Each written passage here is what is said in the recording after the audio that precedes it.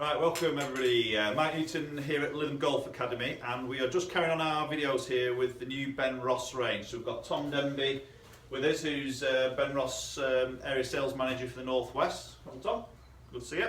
And you. This video we're going to look at two. We're going to do 2 for 1 for you, a bit of a bog off. We've got the Fairway in the Compressor Type R, and then the Type R Hybrid. Okay, so we've done some videos on the irons and also the driver, so you can go and check those out. Put a couple of links up above so you can do that.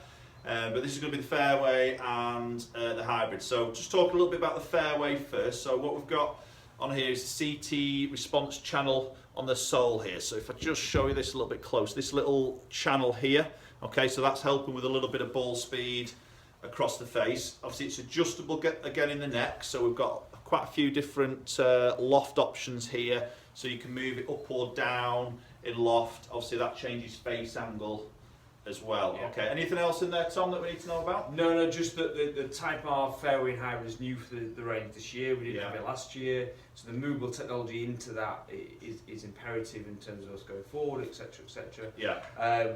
Your head design in comparison to the standard HTX is slightly different in terms of this is a slightly deeper face. Yeah. So it's a little bit hotter off the face. Okay. So it does go further. Question for you here: where's the compressor come from? Don't know. Honest answer? Don't know. No. Somebody will have just thought of a name there. Probably.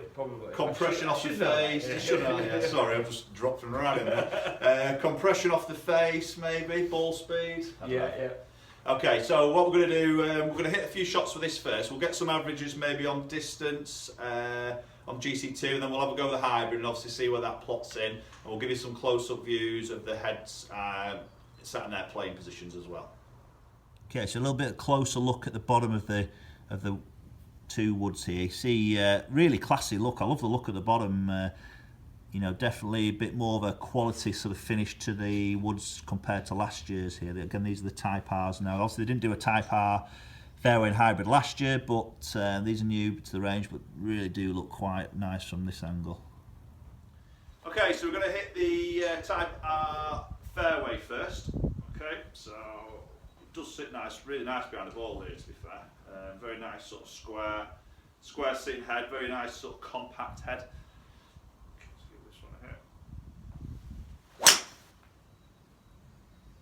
Yeah, that felt great. That sounded good. First thing I thought when I put it down was it's not that dissimilar to the old school Titleist, is it?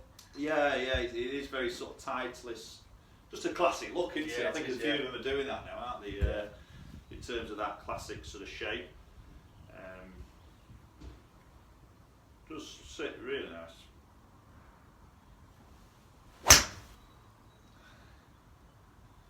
Yeah, it feels good. Very easy to launch there. I've got this set at 15 degrees, so it's just sort of a standard 3-wood loft.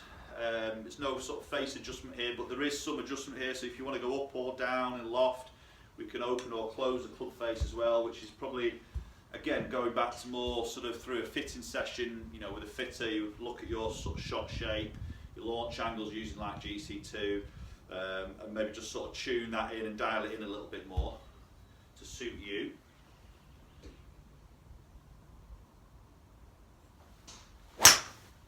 In contrast to the driver, it sounds more solid, doesn't it? It does, yeah. It's not as tinny, is it? No, not at all. Yeah, it's quite a solid sounding club. I like that. That was carrying just short 250. Yeah, 245. It's good.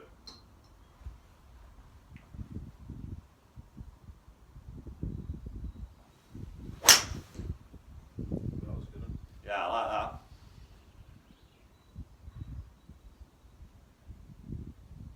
Yeah, good, around that 242 sort of carry mark. Really nice, like the sound of that, feel of it, looks really nice. It looks to be performing pretty good there. So we'll flick over to the Hybrid, okay. We'll hit some shots with this. I'll just quickly change over the club on the GC2 and then we'll hit some shots with this.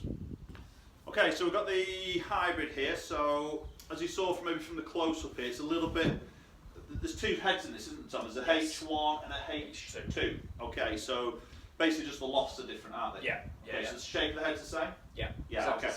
the same. So it looks the same. It just gives you full adjustability from 18 through to 26. Yeah, so there's the H1 is the lower lofted, and then obviously you've got the adjustments of going up or down 1.5, so that covers maybe the sort of 2, 3, 4 hybrid area. Yeah. And then the H2 is a higher lofted, again, can go up or down 1.5, so that probably covers like your, maybe into your 4, 5 and 6 hybrid. Yeah. Okay, so some different options there, but it's quite a nice sort of sleek, compact look, which I think a lot of golfers, where probably this is aimed for, the sort of mid, maybe low handicap guys, probably like that look, wouldn't they? Yeah. You know, it's a bit more of a sort of compact head. You probably feel like you could get it going a little bit lower on its flat, and obviously it's a hybrid, so it should fly a little bit higher than a traditional iron, obviously, but maybe just that little bit more of a lower flight, which possibly would maybe please the sort of mid to low handicap guy. But again, sits really quite nice behind the ball.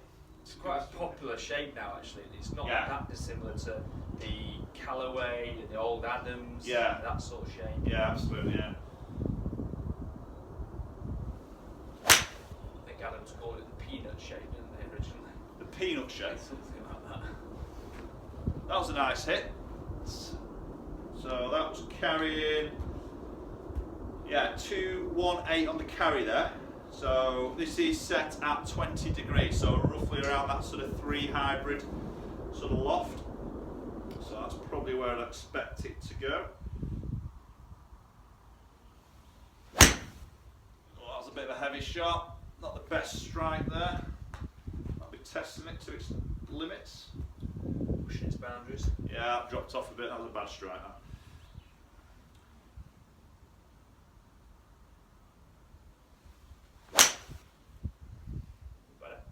Better one, a little bit lower the face, but again, got the ball up and away quite nicely there. Again, it sounds quite solid, doesn't it? Yeah, it does. Yeah, sounds. Just a solid sound. Really, it's quite a muted sort of sound. I think the driver was a little bit tinnier, but the fairway and the hybrid have definitely been a bit more solid.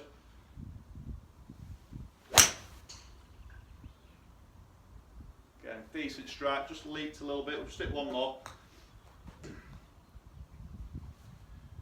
So again, all these are fitted with Kuroke shafts. Yeah. But there is other shaft options, is there in this, or? There's different shaft weights. Shaft weights, Yeah. Okay, yeah. So that's good for sort of dialing in. Yeah. In terms of feel, obviously flex there. So good for dialing sort of feel here, and maybe just in sort of slight alterations on spin. Yeah. Maybe a little bit on launch.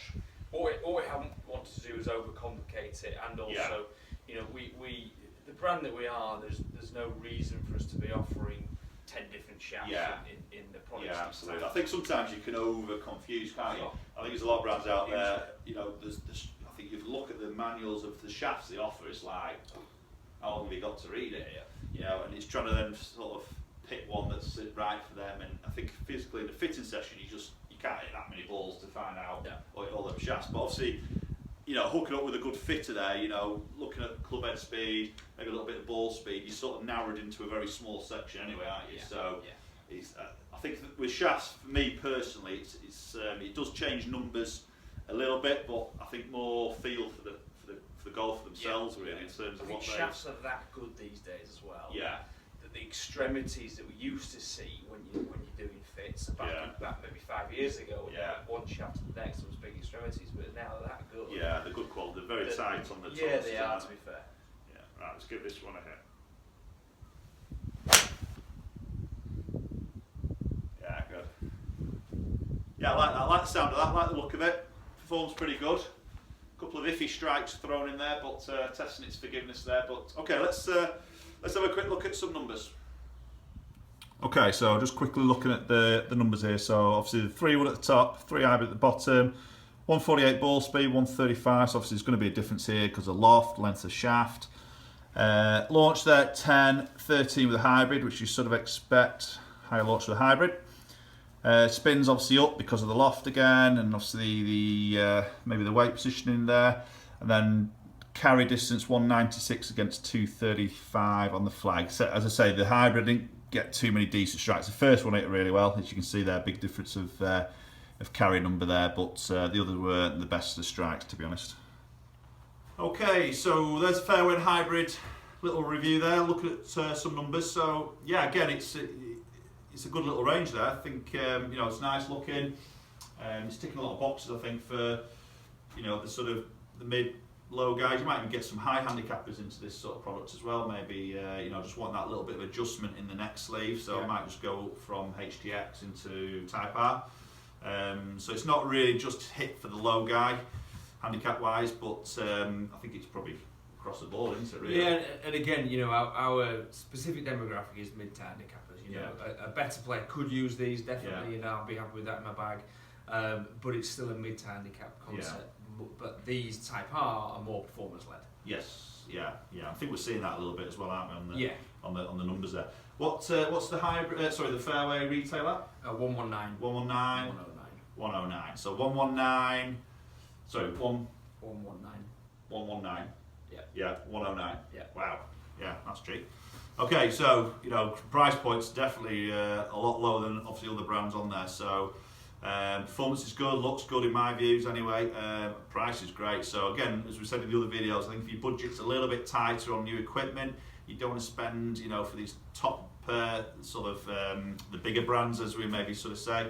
Then I think definitely go and check out Benross. You know, find a local fitter. We are a fitting account here at Lytham Golf Academy, so we do hold the demos. And as we're shooting this video now, this isn't actually launched, but the launch date is early April, 7th of April 2017. Okay, so if you're watching this after that, we should already have it, hopefully. So obviously do give us a shout if you want to come and have a go with it. But yeah, it's definitely worth a try, guys. Okay. Thanks, Tom, for coming down, taking time to you know, come and talk us through the product and where Benross are as a company. UK company, I think you know, definitely taken to another level here in terms of the quality. I think the finish of it is really nice. So it's good to see. Right, please do subscribe. Comment down below if you've got any comments on the videos. Obviously, check out our other Benross videos that we're doing, and we're hopefully going to do a few head-to-heads, maybe some of the bigger brands. It'd be interesting to see how these stack up against them in terms of performance, and hopefully we'll catch you all very soon.